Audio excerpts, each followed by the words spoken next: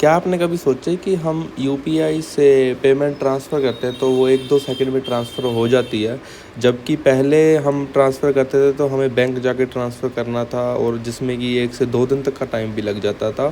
स्वागत है दोस्तों आपका गीक टेक के चैनल पे।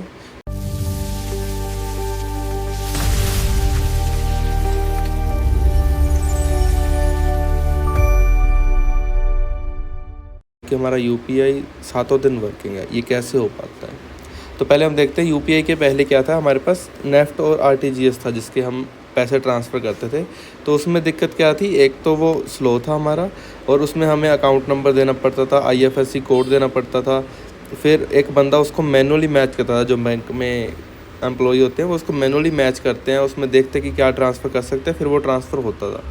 और इस प्रोसेस को इतना टाइम लगता था जिसकी वजह से हमें 2 से 3 दिन भी लग जाते थे और सैटरडे संडे क्योंकि कोई स्टाफ नहीं होता था तो वो नहीं हो पाता था। फिर हमारे पास क्या आया, अभी यूपीआई आ गया है।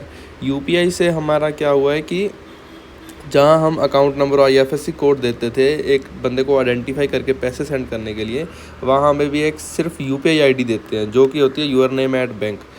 जैसे कि मान लो बैंक, अभी आप पेटीएम यूज़ करोगे तो उसका @PTX आएगा, ऐसे सभी का अलग अलग आता है। बट ये आप एक यूपीआई आईडी के थ्रू पैसे सेंड कर सकते हो। पर क्या आपने कभी सोचा कि ये हम कैसे कर सकते हैं? ये हम कर सकते हैं एक ऑर्गेनाइजेशन की मदद से जो है एनपीसीआई।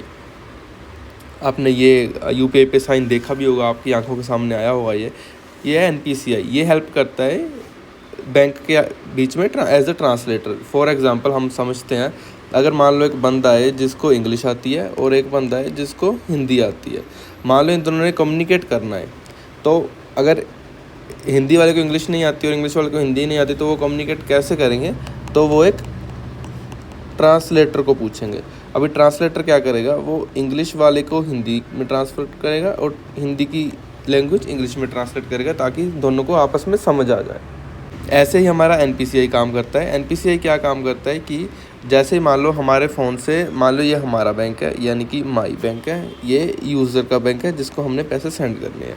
अभी मैंने अपने फ़ोन से किसी पेमेंट यूपीआई ऐप से रिक्वेस्ट करी 100 रुपीज़ सेंड करने की इस यूज़र को, तो वो एनपीसीआई करेगा, वो हमारे बैंक से पहले पूछेगा कि भाई बताओ इस बंदे के पास 100 रुपये है भी सेंड करने के लिए, तो हमारा बैंक बोलेगा हाँ भाई इसके पास है। फिर ये एनपीसीआई इसको बोलेगा कि भाई आपके पास 100 रुपये आ गए हैं इस बैंक अकाउंट में।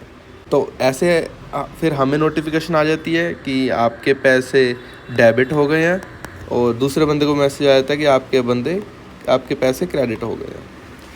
ऐसे ये काम करता है जिससे बहुत कम टाइम में हमारा प्रोसेस कंप्लीट हो जाता है और इसमें किसी मैनुअल बंदे की ज़रूरत भी नहीं है, तो कि ये सैटरडे संडे भी वर्किंग हो जाएगा। और कभी आपने सोचा है कि आप अभी ये थॉट भी आएगा आपके दिमाग में कि ये जो एनपीसीआई है इसको चलाने के लिए, ये जो सब प्रोसेस हो रहा है इसको चलाने के लिए कुछ पैसे भी तो लगते होंगे, और वो पैसे हम तो नहीं पे करते क्योंकि अगर मुझे 100 रुपये सेंड करना है तो मैं 100 रुपीज़ ही सेंड करूँगा, मुझे 101 या 102 पेमेंट नहीं सेंड करनी। तो ये जो पैसा है ये सारा हमारे बैंक लगाते हैं ताकि ज़्यादा से ज़्यादा बंदे यूपीआई यूज़ करें, ऑनलाइन आएँ। यही था हमारा आज की वीडियो के लिए। Thank you for watching. मिलते हैं आपको किसी नई वीडियो में। अगर वीडियो अच्छी लगी हो तो सब्सक्राइब ज़रूर करें। Thank you.